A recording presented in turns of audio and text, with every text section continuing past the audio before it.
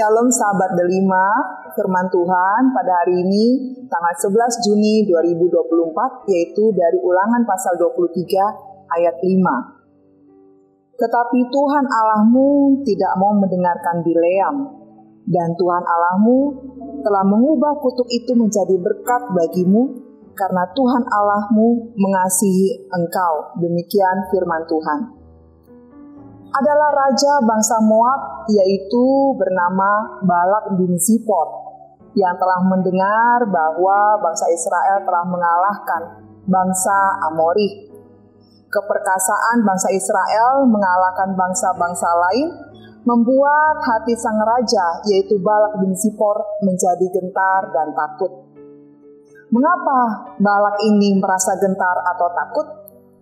Ada dua hal yang membuat dirinya merasa gentar dan takut pada bangsa Israel, yaitu pertama, bangsa Israel merupakan bangsa dengan jumlah penduduk yang banyak jika dibandingkan dengan bangsa Moab. Kedua, bangsa Israel selalu menang dalam peperangan melawan bangsa-bangsa yang lain. Dua alasan itulah yang membuat Balak berupaya mencari bantuan agar bangsanya itu selamat. Pada saat Balak mencari bantuan, ia mendengar tentang Bileam, seorang yang berasal dari Aram. Rupanya Bileam adalah seorang yang terkenal karena apa yang diucapkannya itu pasti terjadi. Jika mengucapkan berkat, maka akan keluar berkat, dan jika ia mengutuk, maka keluarlah kutuk.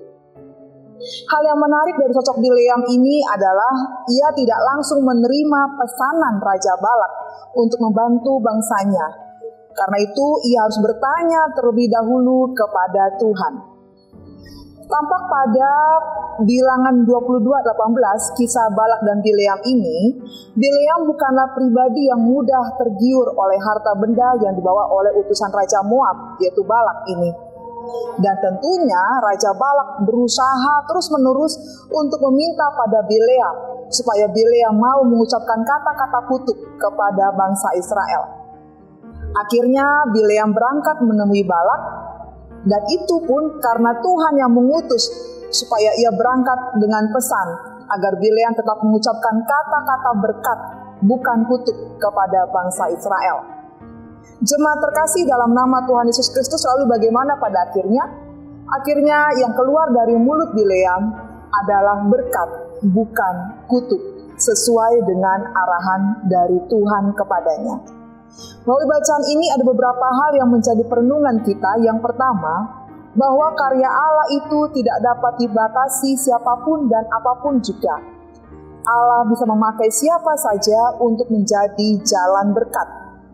Meskipun Bileam bukan berasal dari bangsa Israel, tetapi Allah berkenan untuk memakainya menjadi jalan berkat bagi bangsa Israel.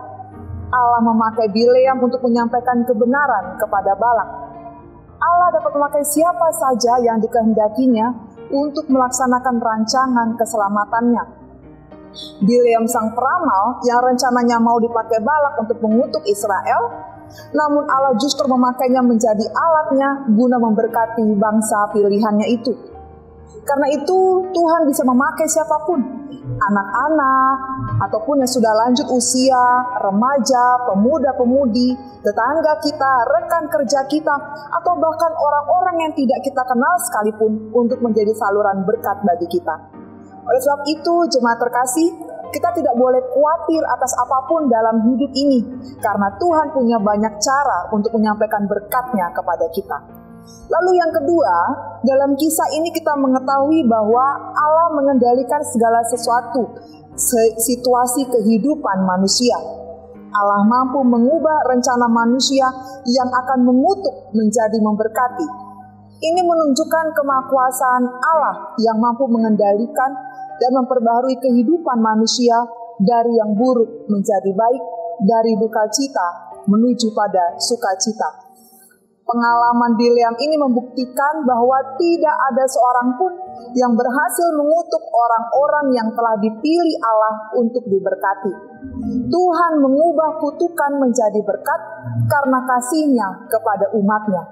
Jadi mari kita andalkan Tuhan Allah kita dalam menjalani kehidupan kita sehari-hari.